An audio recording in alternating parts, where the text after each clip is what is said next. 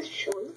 The National Weather Service in Little Rock has issued a severe thunderstorm warning for southeastern Jackson County and eastern Arkansas, northwestern Monroe County and eastern Arkansas, northeastern Prairie County and central Arkansas, Woodruff County and eastern Arkansas until 9 p.m. At 8:03 p.m. This will be a we're gonna get a tornado warning after this too. Tornado warning for Lee and Francis County until 9 o'clock p.m. Well, it's not gonna be a doubleheader since it's behind. But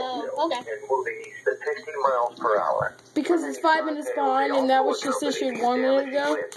Locations impacted include Tupelo. It possibly could be a triple 3 in a row, not like doubleheader. I mean, not like triple header. But there's just another tornado warning.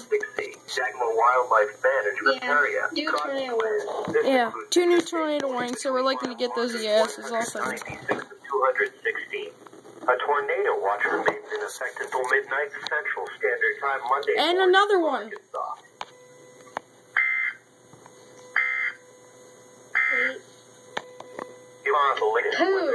We're likely to get 3 more EASs.